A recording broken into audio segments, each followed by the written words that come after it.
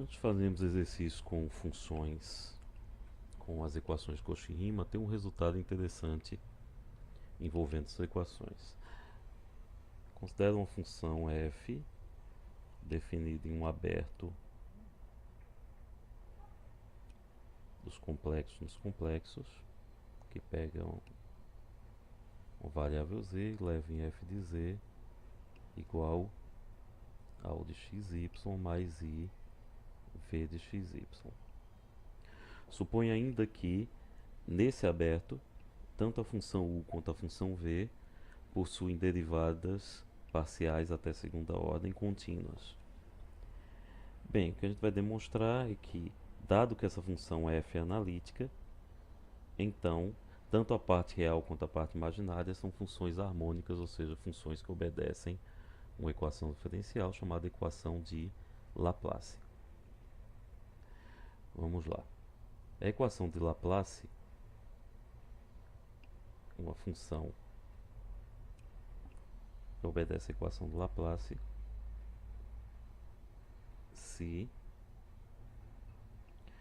a soma da segunda derivada dessa função com relação a x com a segunda derivada da função com relação a y é igual a zero, onde essa função g é uma função definida num aberto de R2. R2, vocês lembram, é isomorfo a C em R. Então, o que a gente quer demonstrar é que tanto U quanto V obedecem a essa equação de Laplace. Vamos, com efeito, considere U. Então, vamos calcular o Laplaciano de U.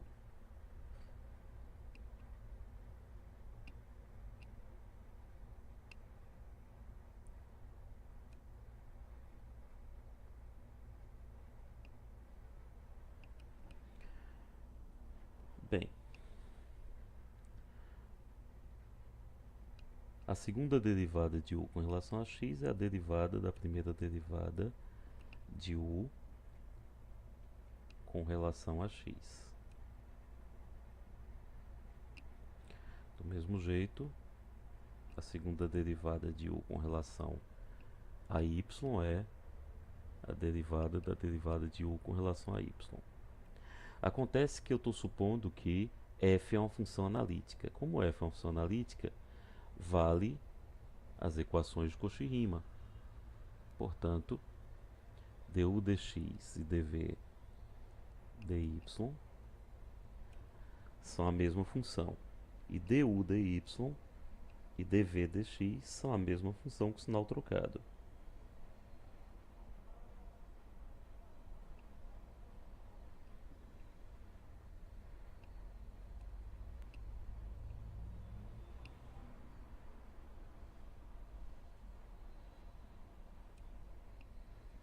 E, portanto, essa equação me conduz a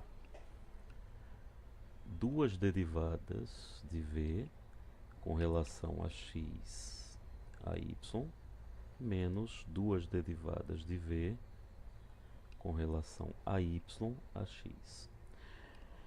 Como a gente viu em cálculo 3, quando as derivadas parciais são contínuas até segunda ordem, então tanto faz derivar primeiro com relação a x, depois com relação a y, quanto o contrário.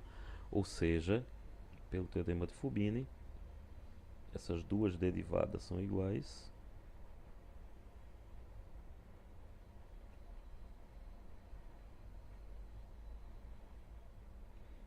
E, portanto, eu estou subtraindo uma da outra.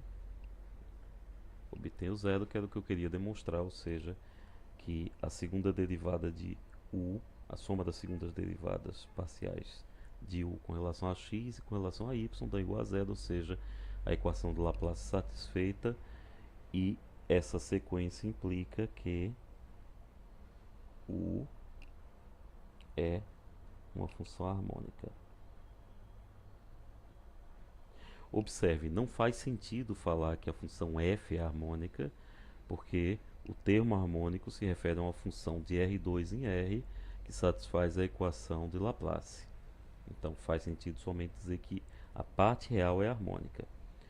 Um argumento absolutamente idêntico também vai demonstrar que V é harmônica também. Fica como exercício, mas essencialmente é colocar V no lugar de U e repetir o processo. Você vai chegar mais uma vez à subtração de derivadas de segunda ordem com as variáveis trocadas, que tem que ser iguais, porque as derivadas até segunda ordem estão sendo supostas contínuas. Bem, o que essa justificativa não demonstra, mas que é verdade, é o seguinte: é que esse é um teorema do tipo se e somente se. Suponha que uma função f é analítica. Então, a parte real u e a parte real v são harmônicas, e também o contrário é verdade. Se u e v são harmônicas com derivadas até segunda ordem contínuas e um aberto contendo o ponto z, então a função f de z, u de x mais iv de y também é analítica. E, portanto, para saber se uma função é analítica ou não, eu não preciso necessariamente saber sua parte real e a parte imaginária e usar Cauchy-Riemann. Eu posso saber apenas uma das partes, a parte real, digamos, sabê-la harmônica e saber então que ela é derivada ou é oriunda de uma função analítica, com U como parte real. Como a parte real e a parte imaginária podem ser trocadas de posição simplesmente multiplicando a função por i ou por menos i, o fato de U ser harmônica implica que U é parte real de uma função analítica, mas a mesma função também é parte imaginária de uma outra função analítica. E por esse vídeo é isso.